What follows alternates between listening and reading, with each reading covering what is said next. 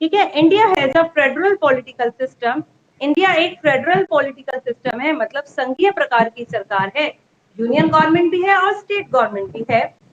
In a federal system, एक federal system में the supreme court has to interpret the constitution. Supreme court के पास ही power होती है संविधान की व्याख्या करने की, तो वो संविधान के बारे में पूरी की पूरी नॉलेज होती है। अब federation involve distribution of power.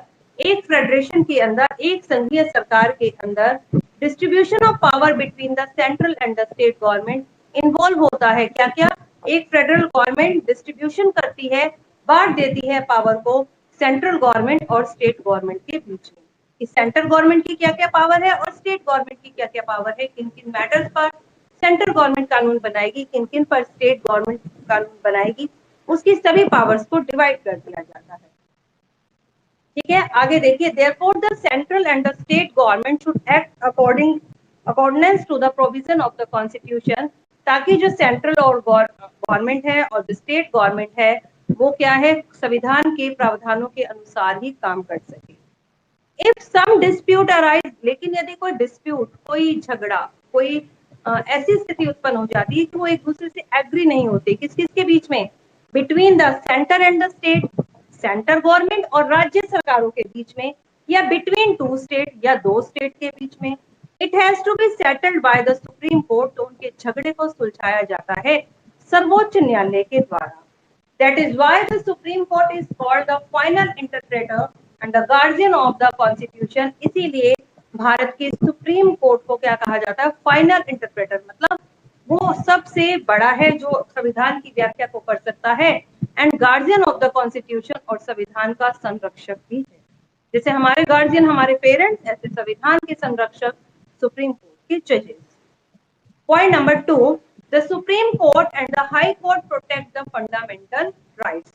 Supreme Court और जो हाई कोर्ट है, सर्वोच्च न्यायालय और उच्च न्यायालय, जो भारत के नागरिक हैं उनके फंडामेंटल राइट्स, जो हमें 6 फंडामेंटल राइट्स दे रखे हैं, right to freedom, right to equality, right to freedom of religions, है ना, ये जितने भी हमारे फंडामेंटल राइट्स हैं वो उनको प्रोटेक्ट भी करते हैं supreme court.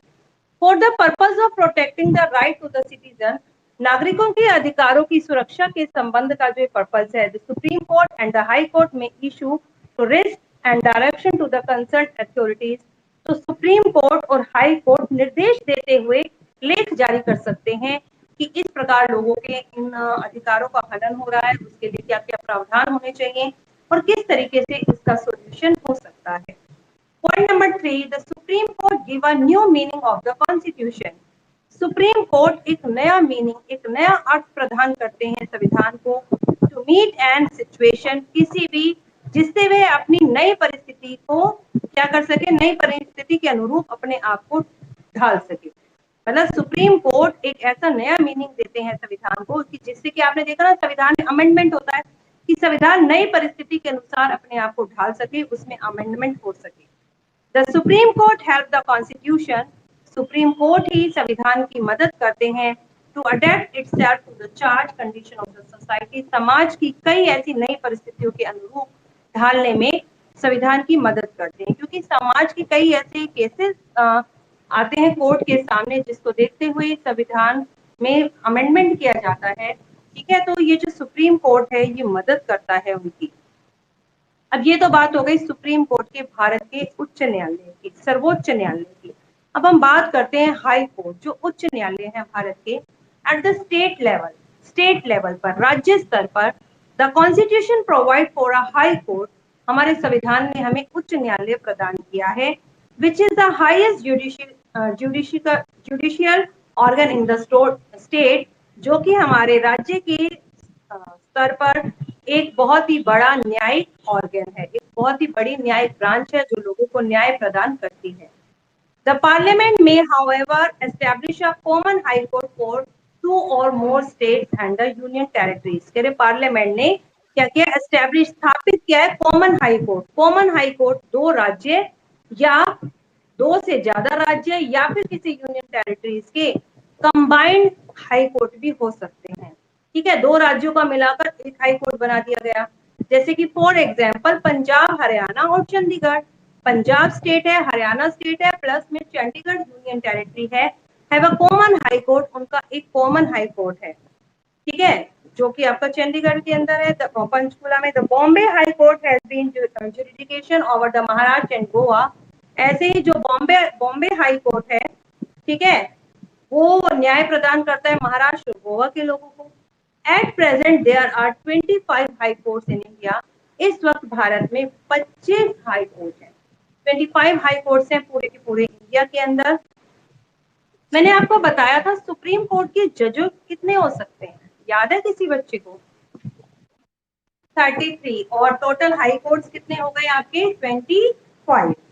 Composition, high court की कंपोजिशन क्या है, कैसा संगठन होता है? The high court consist of a chief justice and the other जजेस एज अ प्रेसिडेंट में from time to time appoint. High court में शामिल होते हैं चीफ जस्टिस, मुख्य न्यायाधिकारी, एंड अदर जजेस और दूसरे जज, जिनकी अपॉइंटमेंट प्रेसिडेंट के द्वारा की जाती है टाइम टू टाइम, समय समय पर। द नंबर ऑफ द जजेस of high court is not fix. High कोर्ट के जजों की संख्या फिक्स नहीं है, जबकि सुप्रीम कोर्ट के जजों की संख्या 33 से ऊपर नहीं हो सकती। वहीं पर हाई कोर्ट के जजों की संख्या जो है उसकी कोई लिमिट नहीं है। It varies from state to state, ये स्टेट टू स्टेट वेरी करती है, मतलब हर स्टेट में डिफर हो सकती है। पॉपुलेशन के आधार पर, स्टेट की एरिया के अनुसार वहां पे जजों की संख्या में बढ़ोतरी या फिर कमी की जा सकती है। The Chief Justice of High Court is appointed by the President. जो चीफ जस्टिस होते हैं, मुख्य न्यायाधिकारी होते हैं हाई कोर्ट के, उनको अपॉइंट किया जाता है प्रेसिडेंट के द्वारा, और उसके लिए भी प्रेसिडेंट कंसल्ट करते हैं with the chief justice of supreme Court and the governor of the concern state. Chief justice and supreme court के मुख्य न्यायाधिकारी हैं, उनसे बातचीत करते हैं, और जिस राज्य का वो जज चुना जा रहा है उसके गवर्नर से बात करते हैं।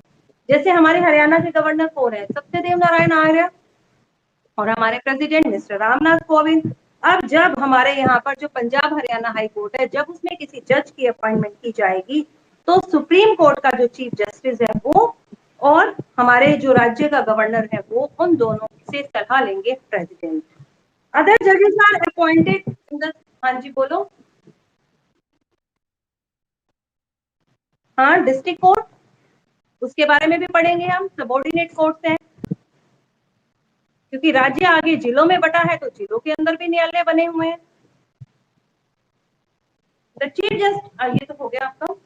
अदर जजेस are appointed in the same manner, बाकी जजों को भी इसी तरीके से ही चुना जाता है। Expect there that their appointment the chief justice of concern state is also consulted. लेकिन अंतर सिर्फ इतना है कि केवल अंतर सिर्फ इतना है कि उनकी नियुक्ति में राज्य के मुख्य न्यायाधीश के परामर्श लिया जाता है।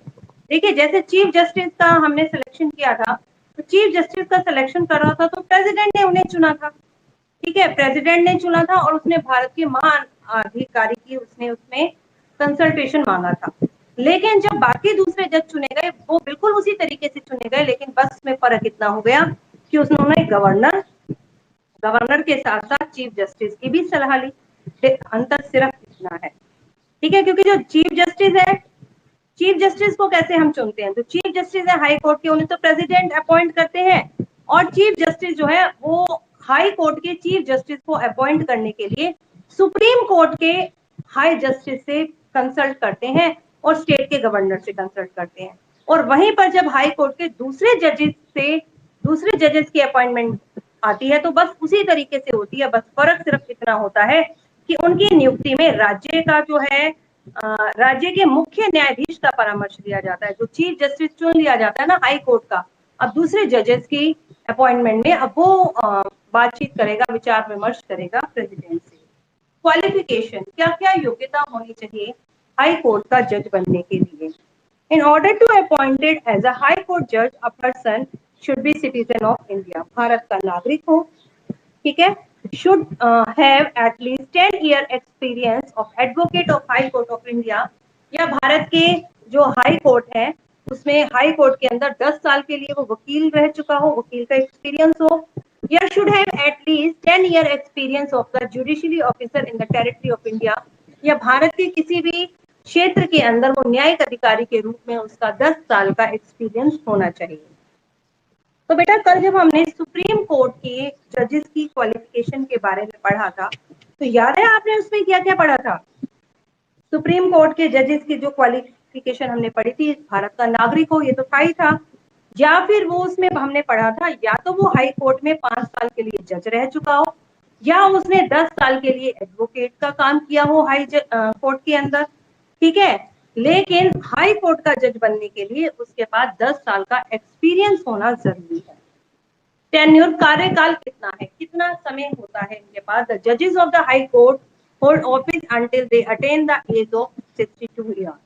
हाई कोर्ट के जजेस अपनी पोस्ट को तब तक एंजॉय कर सकते हैं जब तक कि उनकी एज 62 नहीं होती, मींस उनकी रिटायरमेंट की डेट हो गई, एज हो गई 62। वहीं पर सुप्रीम कोर्ट के जजेस की रिटायरमेंट एज क्या थी? 65, ठीक है, सुप्रीम कोर्ट की। और यहीं पर हाई कोर्ट की जो है 3 इयर्स कम हो गए, 62। They may resign earlier by writing to the president. यदि इससे पहले वो इस्तीफा देना चाहें तो प्रेसिडेंट को दे सकते हैं रिटर्न में।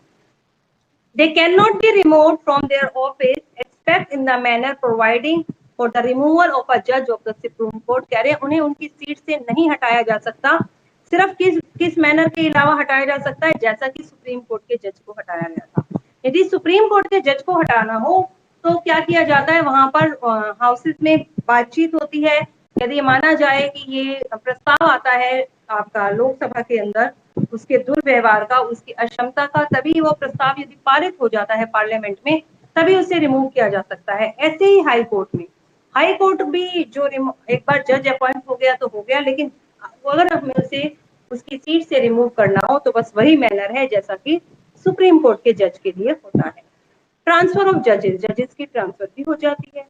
द जजेस of high court can be transferred by the president from high court to another consultation with the chief justice of India. कह रहे हाई कोर्ट की जजों की ट्रांसफर मतलब उन्हें एक जगह से दूसरी जगह स्थानांतरण उनका कर दिया जाता है प्रेसिडेंट के द्वारा, from one high court to another, एक हाई कोर्ट से दूसरे हाई कोर्ट में, after consultation with the chief justice of India. Bharat का जो मुख्य चीफ जस्टिस है उससे कंसल्ट, उससे परामर्श लेने के बाद ही उनका ट्रांसफर किया जा सकता है। सैलरी एंड द अलाउंसेस, क्या क्या सैलरी, कितनी सैलरी है और कौन कौन से उन्हें मिलते हैं? The chief justice and the other जजेस are paid such salaries as may be determined by the parliament। कह रहे हैं कि उनकी जो सैलरीज है चीफ जस्टिस की, हाई कोर्ट की, और जो बाकी के जजेस हैं उनकी सैलरी पार्लियामेंट के द्वारा निर्धारित की जाती है। इन एडिशन टू दैट, और उसके साथ साथ में, they are entitled to rent free residence, उन्हें रहने के लिए फ्री आवास मिलता है, घर का कोई किराया नहीं होता जो कि गवर्नमेंट पे करती है। एंड अदर अलायंस, और दूसरे भी उन्हें कई सुविधाएं मिलती हैं। ऑन रिटायरमेंट, जब वो रिटायरमेंट होते हैं, रिटायर हो जाते हैं, द जजेस are entitled to the pension, तो उन्हें पेंशन भी मिलती है। Their salaries and allowances are charge to the consolidated fund of the state. उन्हें राज्य की संकेतित निधि के द्वारा निकाला जाता है। और मैंने आपको बताया था कि राज्य की संकेतित निधि के द्वारा जब कोई भी फंड निकाला जाता है तो उसे पार्लियामेंट में अनुमोदन की जरूरत नहीं होती है। Not put to the vote in the state, और इसके लिए उन्हें स्टेट में, मतलब वो तो बात थी सुप्रीम कोर्ट की, तो पार्लियामेंट में अनुमोदन की बात नहीं। अब ये स्टेट का कंसोलिडेटेड फंड है और स्टेट में हमारी असेंबली है लेजिस्लेटिव असेंबली, तो अब उसे लेजिस्लेटिव असेंबली में किसी भी प्रकार के अनुमोदन या परमिशन की जरूरत नहीं, उनकी सैलरीज जो है कंसोलिडेटेड फंड से निकाल ली जाती है।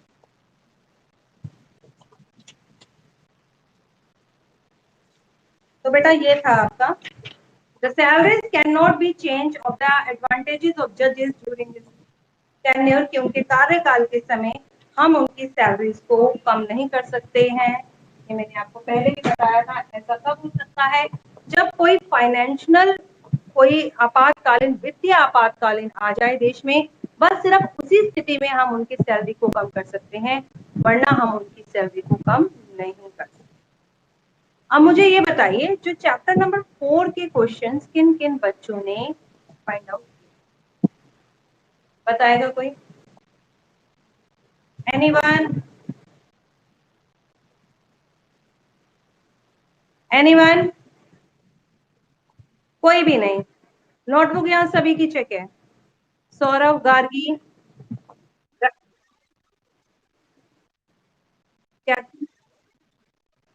क्या, कौन कह रहे हैं?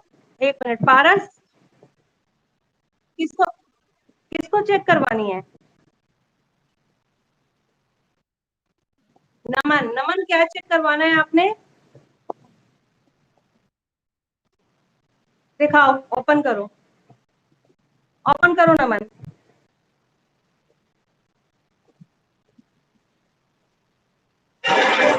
दिखाओ नमन, ओपन करो नोटबुक।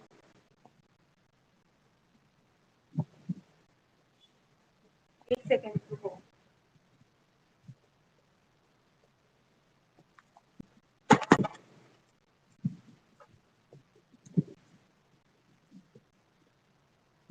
लाओ भाई नमन, दिखाओ कौन सा चैप्टर दिखाना है। चैप्टर 1, अच्छा ठीक है। चैप्टर 2 ज्योग्राफी का। चैप्टर 3 दिखाओ बेटे।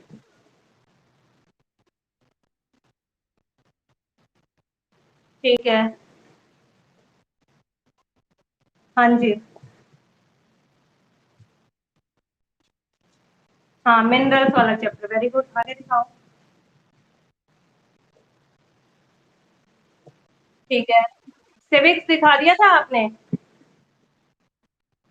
1 2 3 तीनों, तीनों दिखा दिया था या 1 और 2 ही दिखाया था?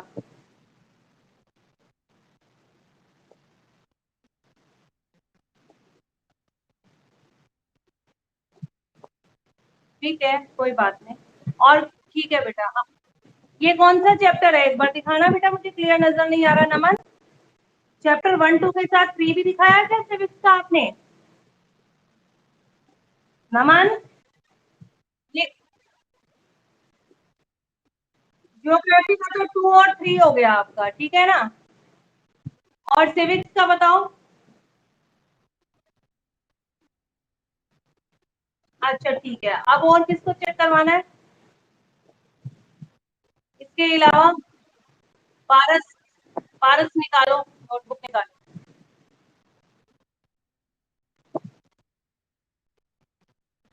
नहीं अभी नहीं करवाई, करवाऊंगी।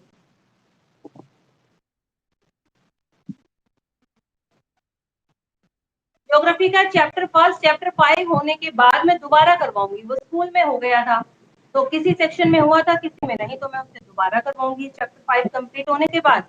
जिनका हो गया उनकी रिवीजन हो जाएगी, और जिन लोगों ने नहीं कर रखा वो कर लेंगे।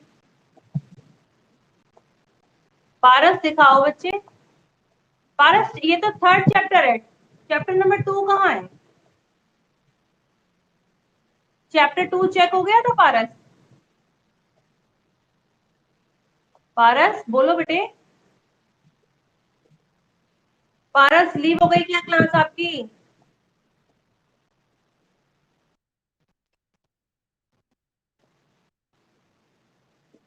दिखाओ पारस, चैप्टर 3 दिखाओ क्या क्या कर रखा है। नीचे दिखाओ पेज पूरा, ये आपका इनकम्प्लीट है क्या, पूरा कर रखा है? पेज पर, पेज चेंज करो।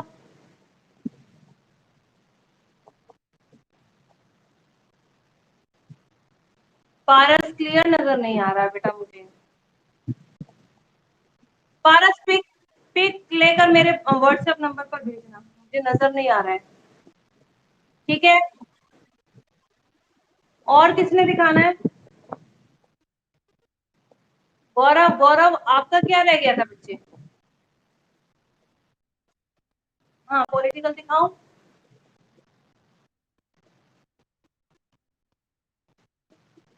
हाँ कर लो।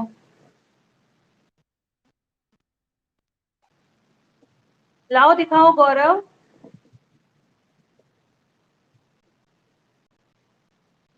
सिविक्स का चैप्टर 1। गौरव कौन सी क्लास के हो आप? A1 में दो गौरव हैं या एक ही है? एक ही है। एक बार कैमरा ऑन करके अपना फेस दिखाना बेटा मुझे, दिखाना बेटा।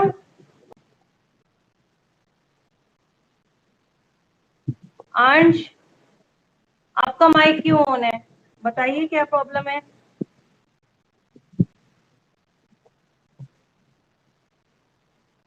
अंश बोलो।